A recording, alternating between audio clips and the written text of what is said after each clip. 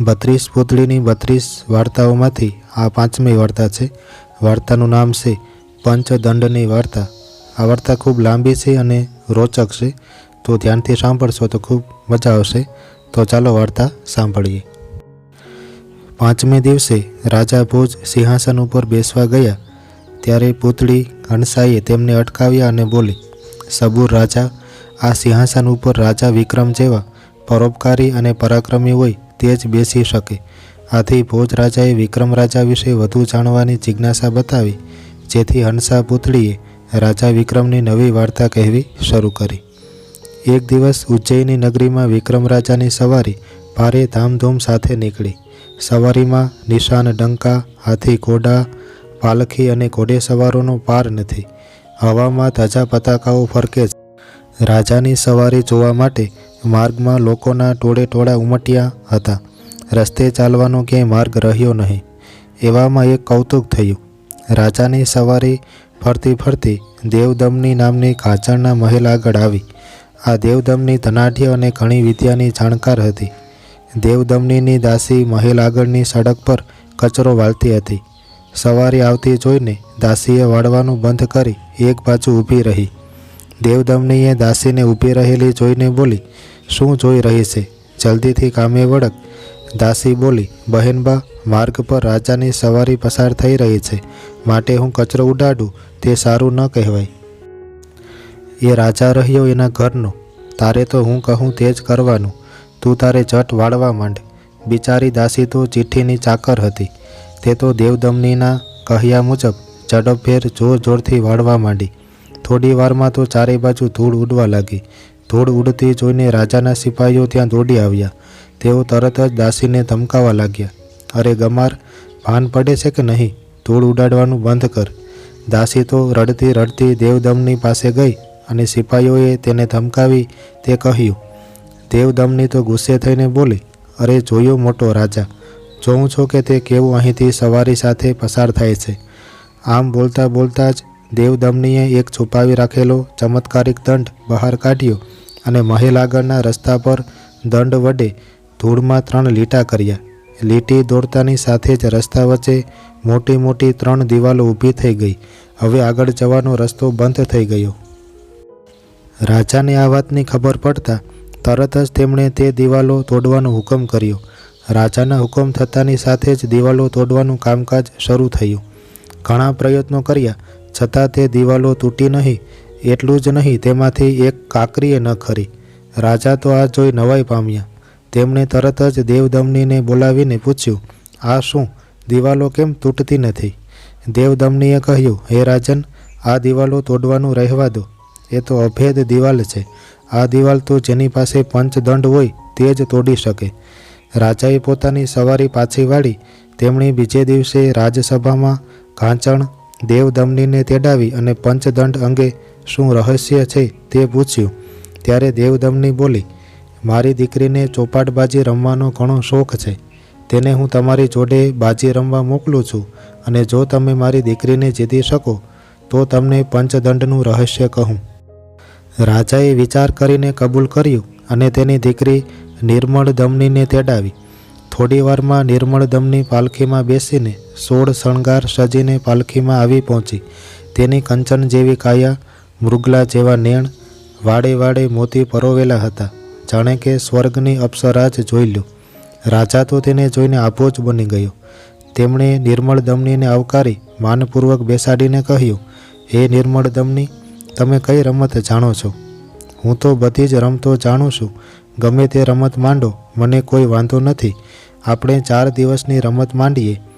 તેમાં મારી એક શરત છે કે હું હારું તો તમારી દાસી થઈને રહું, અને તમે હારો તો તમારે મને રાજપાટ સોંપી મારા દાસ બનીને રહેવું। કબૂલ છે, રાજાએ કહ્યું। 3 પાસાની રમત માંડી। આ વાત વાયુવેગે આખાય નગરમાં ફેલાઈ ગઈ। રમતમાં હાર જીત કોની થાય છે તે જોવા લોકોના ટોળે ટોળા રાજસભામાં ઉમટવા લાગ્યા। રમત રમવાની શરૂઆત થઈ। 1 દિવસ, 2 દિવસ, 3 દિવસ રમત ચાલી, પણ 3 દિવસમાં નિર્મળ દમની જીતી અને રાજા હાર્યા। રાજા તો પોતાની હારથી ખૂબ જ ઝંખવાણા પડી ગયા। લોકો પણ ચિંતામાં પડી ગયા। હવે રમતને ફક્ત 1 જ દિવસ બાકી હતો। રાજાને ખૂબ જ ચિંતા થવા લાગી. તેની ઊંઘ પણ હરામ થઈ ગઈ. તે પોતાના વિશે જાણવા માટે નગર ચર્ચાએ નીકળી પડ્યા.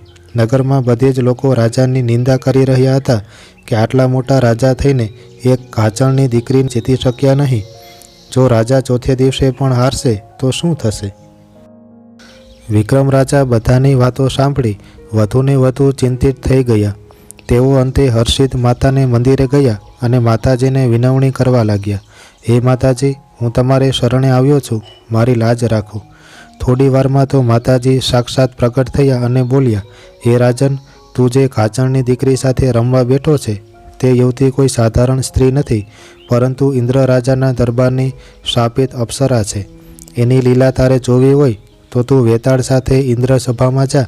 તે ત્યાં નૃત્ય કરતી દેખાશે અને તને ત્યાં જ જીતવાનો ઉપાય જડી જશે. વિક્રમ રાજાએ તો તરત જ વેતાળનું સ્મરણ કર્યું એટલે વેતાળ હાજર થઈ ગયું. રાજા વેતાળ સાથે ઇન્દ્રલોકમાં પહોંચી ગયા. ઇન્દ્રના દરબારમાં નિર્મળ દમની નૃત્ય કરી રહી હતી. રાજા સભાની પાછળ અદ્રશ્ય સ્વરૂપે રહ્યા.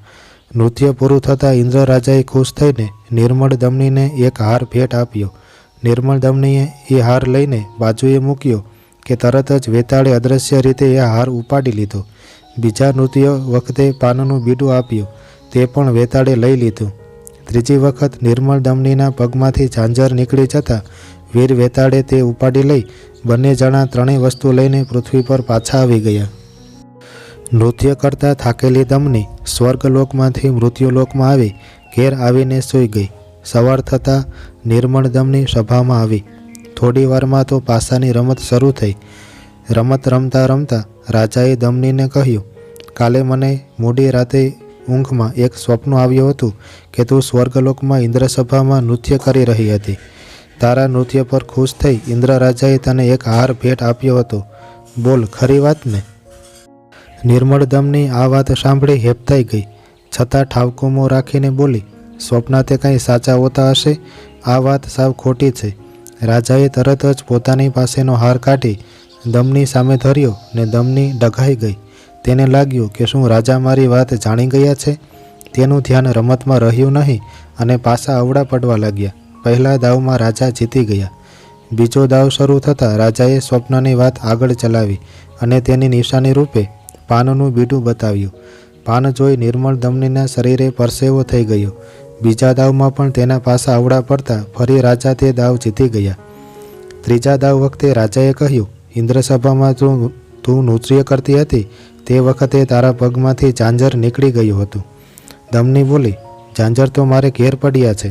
રાજાએ તરત જ ઝાંઝર કાઢીને બતાવ્યું. ઝાંઝરને જોતાં જ નિર્મળ દમનીના શરીરે કંપારી છૂટવા લાગી. તેના હાથ ધ્રુજવા લાગ્યા. ત્રીજા દાવમાં પણ તેના પાસા અવળા પડતા નિર્મળ દમની હારી ગઈ. તેણે વિક્રમ રાજા સાથે શરત મુજબ ગાંધર્વ લગ્ન કર્યા અને તેમનું દાસીપણું સ્વીકાર્યું. થોડી વારમાં આ સમાચાર આખા નગરમાં પ્રસરી ગયા. જે આગલી રાત્રે રાજાની નિંદા કરતા હતા તે બધા રાજાની વાહ વાહ કરવા લાગ્યા. માણસો આવા જોઈ. પછી વિક્રમ રાજા દેવદમની પાસે ગયા અને બોલ્યા, તારી દીકરીની હાર થઈ ગઈ છે.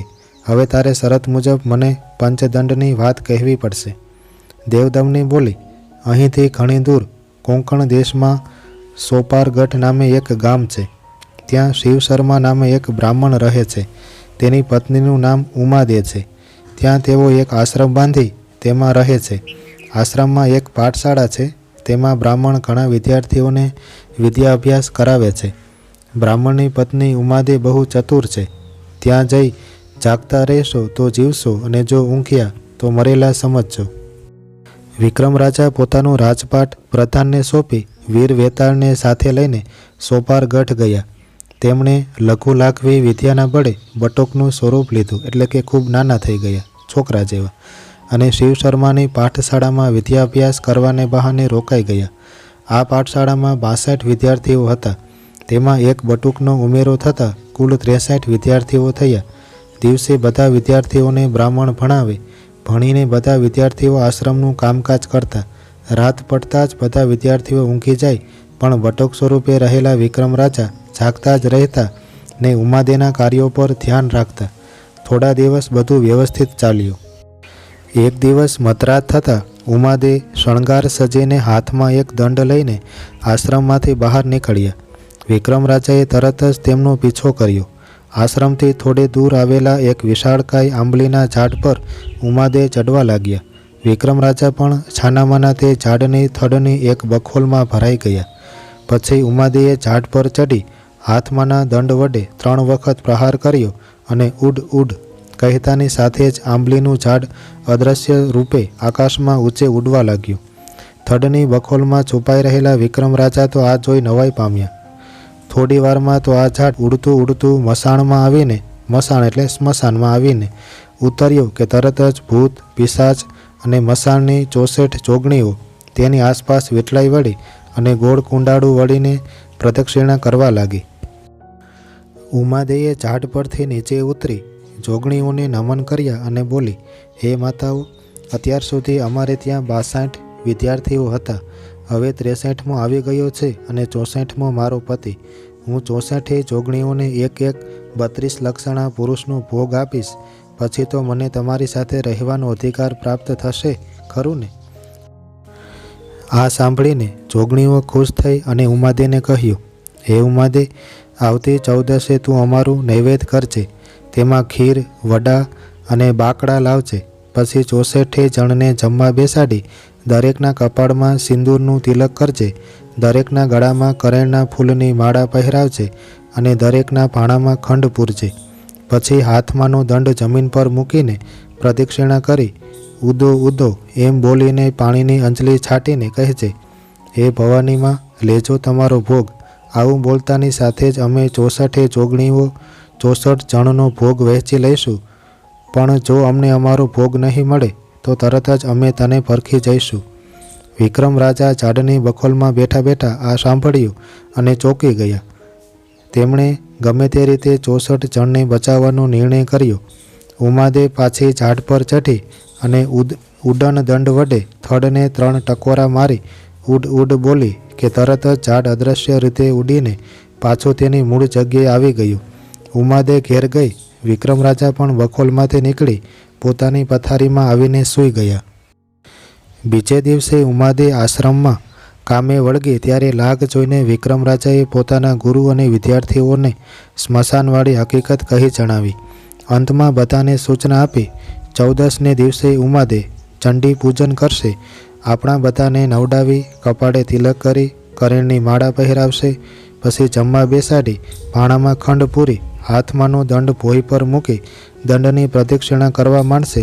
ત્યારે હું ઝડપથી પેલો દંડ ઉઠાવીને દોડવા માંડીશ. ત્યારે તમે પણ બધાએ મારી પાછળ દોડજો. તો આપણે બધા જોગણીઓનો ભોગ બનતા અટકી જઈશું. 14નો દિવસ આવી ગયો. ઉમાદેએ તે દિવસે ચંડી પૂજન કરાવ્યું. તે દિવસે ઉમાદેએ પોતાના પતિ અને 63 વિદ્યાર્થીઓ સહિત બધાને જમવા બેસાડ્યા. બધાને કપાળમાં તિલક કરી ગળામાં કરેણના ફૂલની માળા પહેરાવી દરેકના ભાણામાં ખંડ પૂરી હાથમાંનો દંડ જમીન પર મૂકી પ્રદક્ષિણા કરી હાથ જોડીને બોલી, હે ભવાનીમાં, લેજો તમારો ભોગ. આટલું બોલે ત્યાં તો વિક્રમ રાજાએ તરત જ છલાંગ મારી દંડ ઉપાડીને નાસવા માંડ્યો.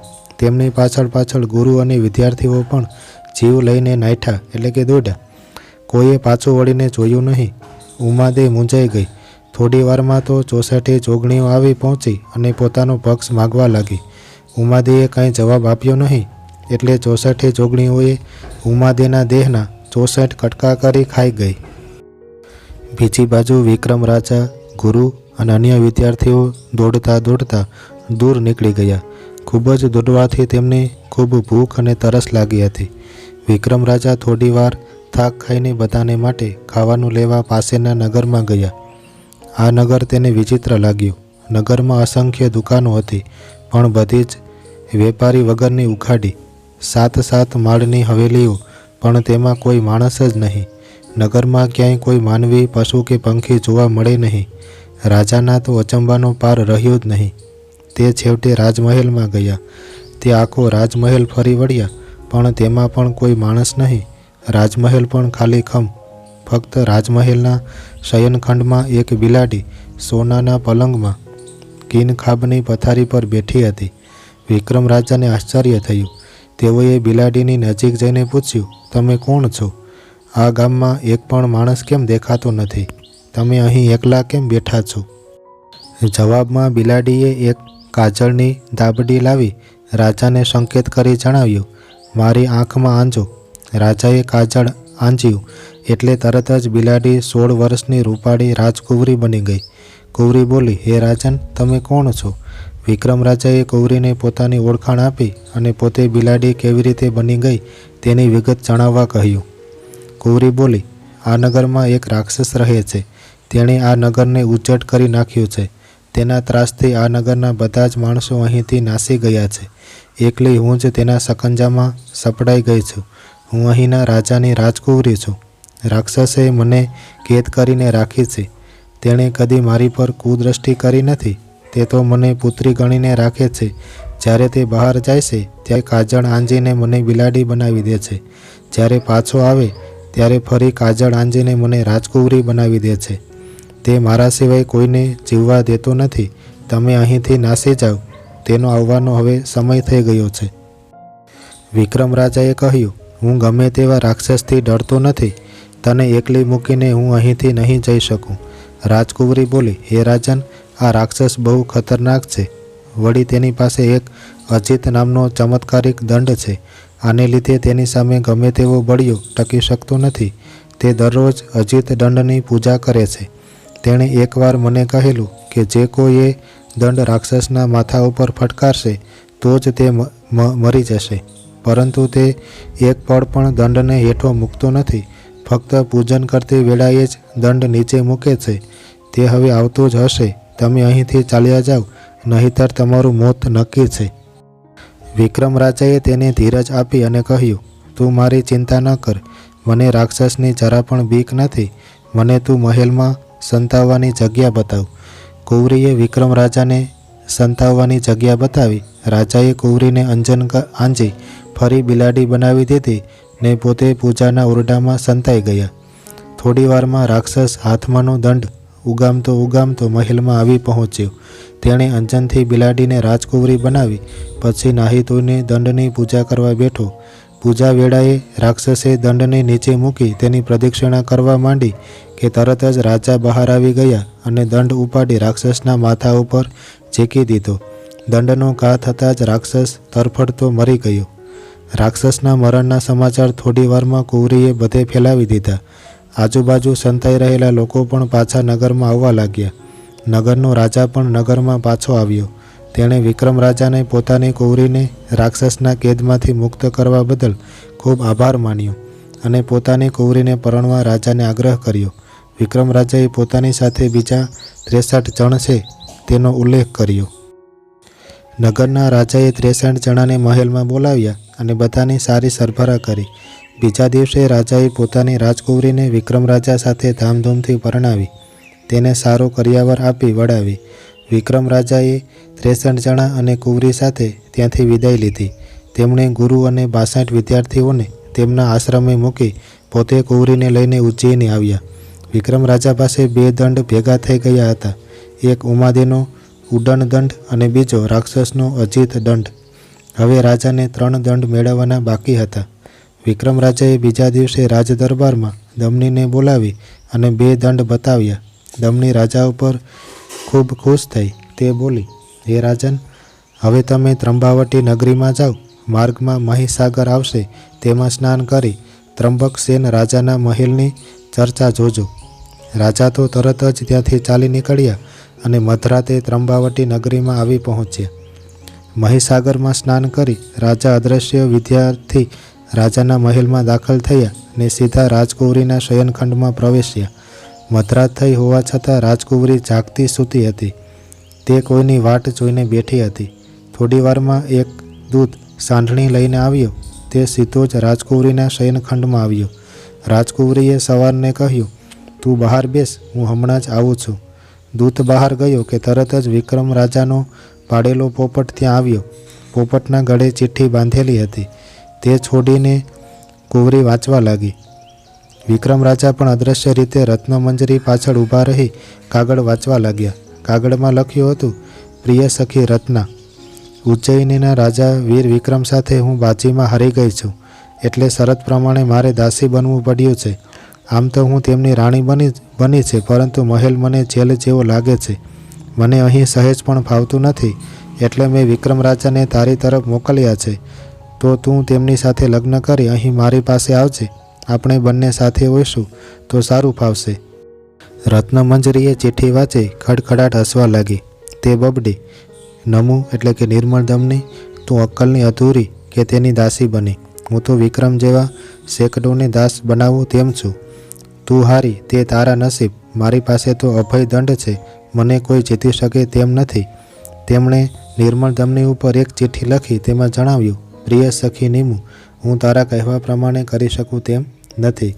રત્નમંજરીએ ચિઠ્ઠી પોપટને ગળે બાંધી પોપટને ઉડાડી દીધો. પછી રત્નમંજરીએ અભયદંડ અને રત્નોથી ભરેલી પેટી સાંઠણી ઉપર મૂકવા દાસીને હુકમ કર્યો. દાસી અભયદંડ અને રત્નોની થેલી સાંઠણી ઉપર મૂકીને પાછી ફરી. તરત વિક્રમ રાજા તેની પાછળ બહાર ગયા. સાંઠણી ઉપર સવાર ઊભો હતો. અદૃશ્ય સ્વરૂપે વિક્રમ રાજા તેની પાસે ગયા અને વેતાળનું સ્મરણ કર્યું. વેતાળે તરત દંડ અને પેટી બંને ઉઠવી લીધા. સાંઠણી સવાર રત્નમંજરી રાહ જોઈને ઊભો હતો. વિક્રમ રાજાએ પોતાના અસલ સ્વરૂપમાં આવી સાંઠણી સવારને ધમકાવી કહ્યું, હરામખોર, તું કોણ છે? રાતની વખતે અહીં કેમ આવ્યો છે? સાંઠણી સવારે વિક્રમ રાજાને સીધો જવાબ ન આપતા મ્યાનમાંથી તલવાર ખેંચી રાજા સામે ઉગામમાં જાય તે પહેલાં જ વિક્રમ રાજાએ પોતાની તલવારથી તેનું ડોકું ઉડાડી દીધું અને તેના કપડાં ઉતારી પોતે પહેરી લીધા ને પોતે સાંઠણી સવાર બની ગયા. થોડી વારમાં રત્નમંજરી આવીને સાંઠણી ઉપર બેઠી કે તરત જ સવારે સાંઠણી હાંકી મૂકી. સાંઠણીને બીજા માર્ગે જતી જોઈ રત્નમંજરી બોલી, આપણે તો પશ્ચિમ દિશાએ જવાનું છે ને તું પૂર્વ દિશા તરફ ઊંટને કેમ લઈ જાય છે? વિક્રમ રાજા બોલ્યા, તમને મારે ગામ લઈ જાઉં છું. આ સાંભળતાની સાથે જ રત્નમંજરી ગુસ્સે થઈ ગઈ. તે પોતાનો દંડ શોધવા લાગી, પણ દંડ મળ્યો નહીં. એટલે નરમાશથી બોલી, તું કોણ છે? મને ક્યાં લઈ જાય છે? વિક્રમ રાજા બોલ્યા, હું માળવાનો જુગારી છું અને રૂપાળી સ્ત્રીઓનો ચોર છું. હું તને માળવા લઈ જાઉં છું. રત્નમંજરી આ સાંભળી આકુળ વ્યાકુળ થઈ ગઈ. તે મનમાં પસ્તાવા લાગી. તેને થયું કે જો તેણે પોતાની સહેલી નિર્મળ દમનીનું કહેવું માની લીધું હોત તો પરોપકારી વિક્રમ રાજા સાથે પરણવાનું થાત. આજે તેને આ દુષ્ટ જુગારી ક્યાં લઈ જશે તે વિચારે ગભરાવા લાગી. તે ગુસ્સે થઈને બોલી, તે મારી સાથે છળકપટ કર્યો છે. કોઈ અબડાને છેતરીને તું સુખી નહીં થા. જો હું તને શાપ આપીશ તો તારું ધનોત નીકળી જશે. વિક્રમ રાજા નરમાશથી બોલ્યા, હે કૌરી, તું જેવો મને ધારે છે તેવો હું દુષ્ટ નથી. તમે મારાથી ગભરાશો નહીં. તમે જ્યાં કહેશો ત્યાં હું તમને લઈ જઈશ. મારે ઉજ્જૈની નગરીમાં વિક્રમ રાજાના મહેલે જવું છે. તમે મને મહેરબાની કરીને ત્યાં પહોંચાડી દો. વિક્રમ રાજાએ પોતાની ઓળખાણ આપી. રત્નમંજરી તો પોતાની સમક્ષ વિક્રમ રાજાને જોતાં જ ખૂબ જ આનંદમાં આવી ગઈ. તેણે વિક્રમ રાજા સાથે રસ્તામાં ગાંધર્વ લગ્ન કરી પોતાને મહેલે આવ્યા. આ બાજુ પેલો દામોદર પોપટ રત્નમંજરીનો કાગળ લઈને ઉડતો ઉજ્જૈની તરફ આવતો હતો. રસ્તામાં વિમળપુર ગામ આવ્યો. ત્યાં દામોદર પોપટનો મિત્ર એક ગુણકાને ત્યાં રહેતો હતો.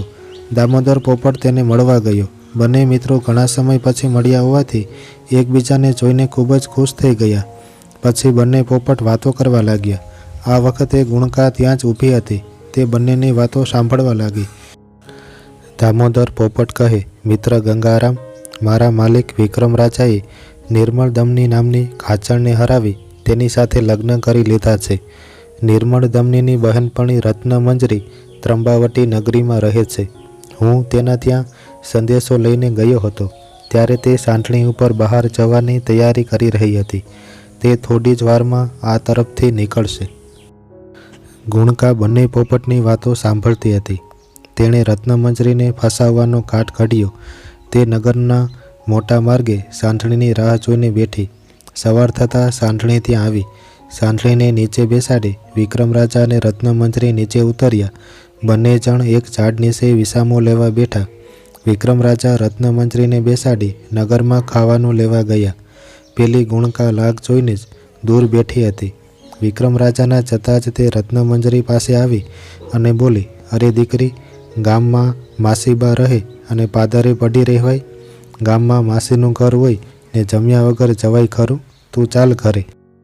તારા વર મને રસ્તામાં મળ્યા હતા, તેમને મેં મારી ઓળખાણ અને ઘરનું ઠેકાણું આપ્યું છે. તે સીધા મારે ઘેર જશે. હું તને લેવા આવી છું. ભોળી રત્નમંજરી તો તેની વાત સાચી માની ગુણકાની સાથે ગઈ. થોડી વાર સુધી વિક્રમ રાજા ન આવતા તે મૂંઝાવા લાગી. ગુણકાએ તેને ખોટા ખોટા આશ્વાસન આપી સમજાવી, પણ રાત પડતાં જ રત્નમંજરી ગુણકાના ઘરમાંથી નાસી છૂટી અને બચાવો બચાવોની બૂમરાણ મચાવી દીધી. તેની બૂમરાણ સાંભળતા જ લોકો ભેગા થઈ ગયા અને તેને પૂછ્યું, હે બહેન, આમ અડધી રાત્રે બૂમો કેમ પાડે છે? તું આટલી કેમ ગભરાયેલી લાગે છે? રત્નમંજરી બોલી, મારા પતિ નગરમાં ખાવાનું લેવા ગયા, તે પછી પાછા આવ્યા નથી. તેમના વગર હું જીવી શકું તેમ નથી, એટલે હું નદી કિનારે ચિતા સળગાવી બળી મરીશ. લોકોએ તેને ઘણી સમજાવી, છતાં તે નદી કિનારે જઈ ચિતા સળગાવી અને મરવાની તૈયારી કરવા લાગી. આ વાત વાયુવેગે ગામમાં ફેલાઈ ગઈ. આ બાજુ વિક્રમ રાજા ખાવાનું લઈને ઝાડ નીચે આવ્યા, પણ ત્યાં રત્નમંજરીને ન જોતા તેમણે નગરમાં ગલીએ ગલીએ તેની શોધખોળ કરી મૂકી. નગરમાં તેમના કાને વાત મળી કે કોઈ રૂપાળી સ્ત્રી પતિના વિયોગમાં ચિતા સળગાવી બળી મરે છે, એટલે તેઓ તરત જ નદી કિનારે આવ્યા. રત્નમંજરીને જોતા તેને ભેટી પડ્યા. તેના રાજાને ખબર પડી કે આ તો વિક્રમ રાજા છે, એટલે માનપાનથી વાજતે ગાજતે પોતાના મહેલે લઈ ગયા અને થોડા દિવસ મહેમાન ગતિ માણવા કહ્યું. એવામાં ત્રંબાવટી નગરીના રાજાને ખબર પડી કે પોતાની રાજકુંવરી રત્નમંજરી બાજુના નગરમાં છે, એટલે તરત જ તે રાજમહેલે આવ્યો.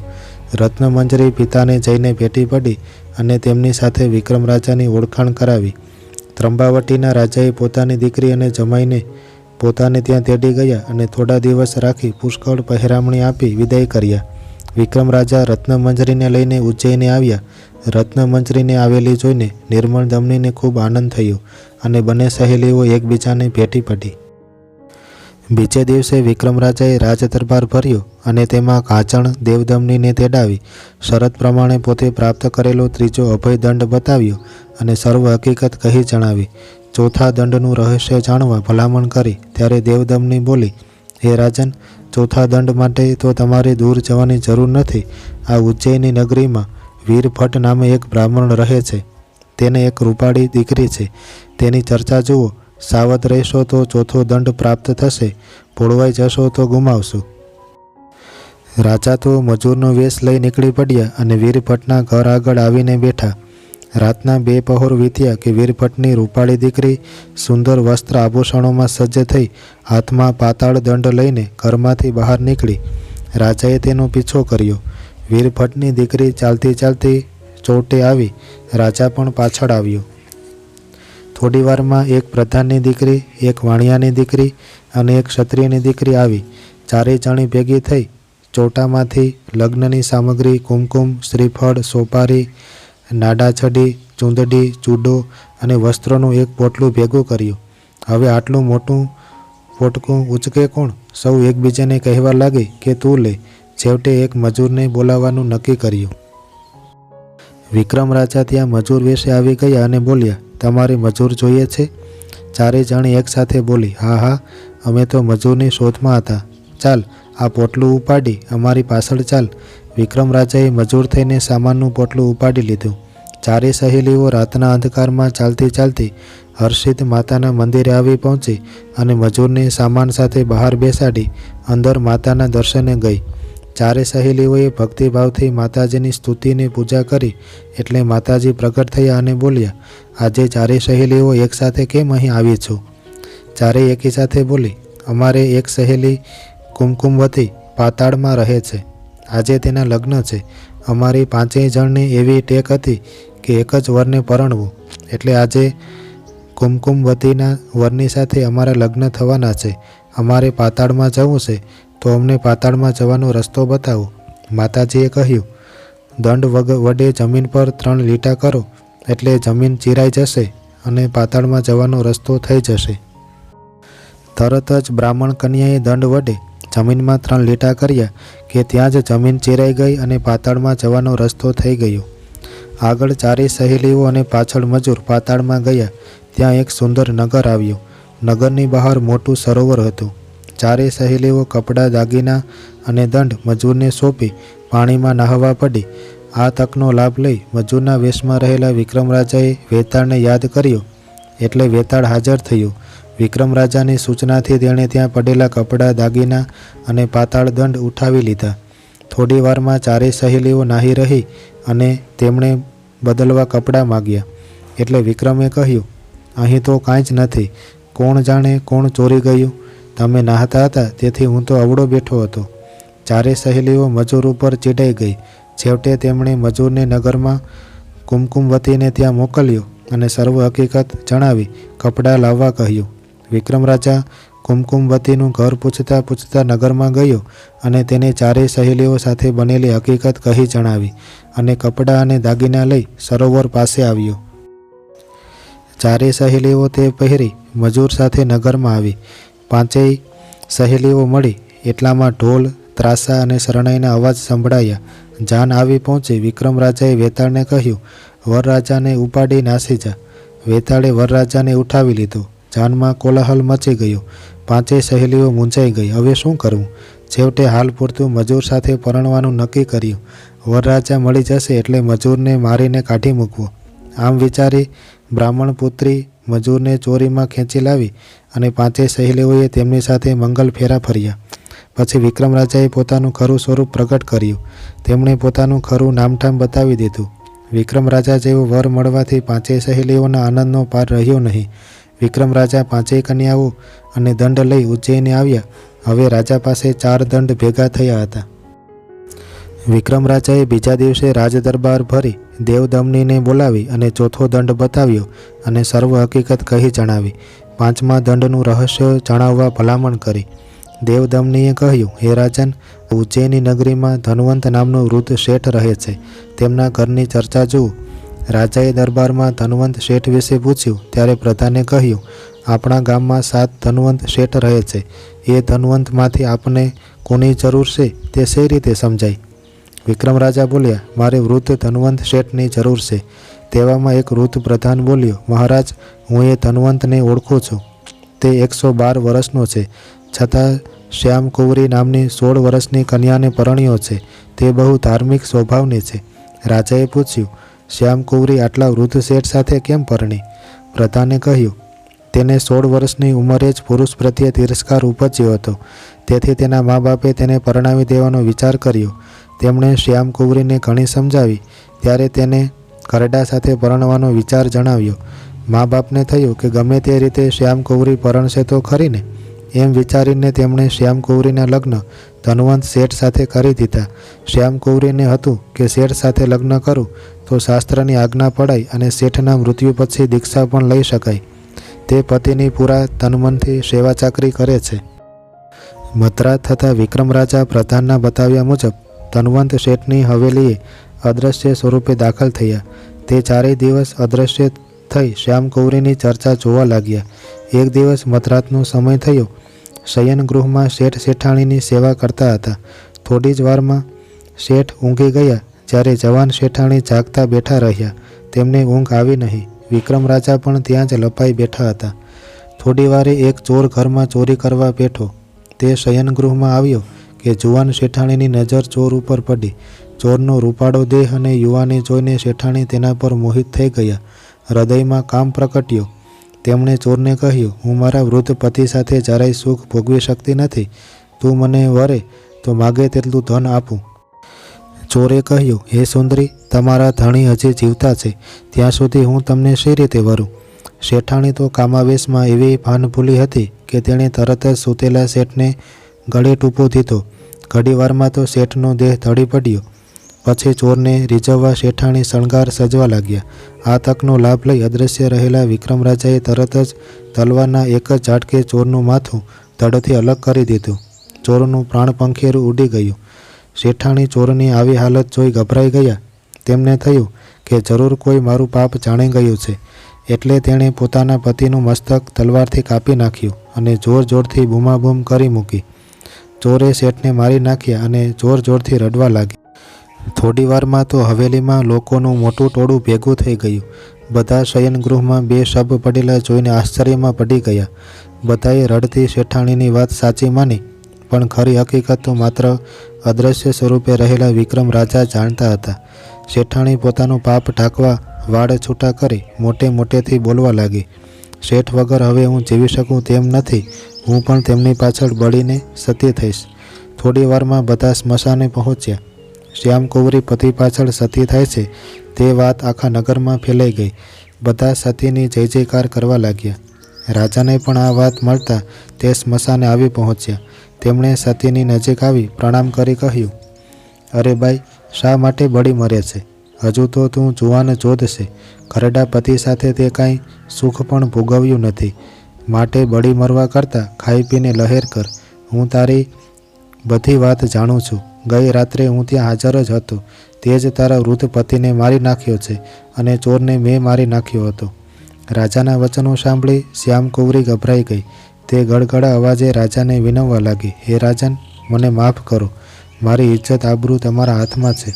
હું પતિ પાછળ સતી થવાની છું, માટે મારે પગે પડી મારી આશીષ મેળવો.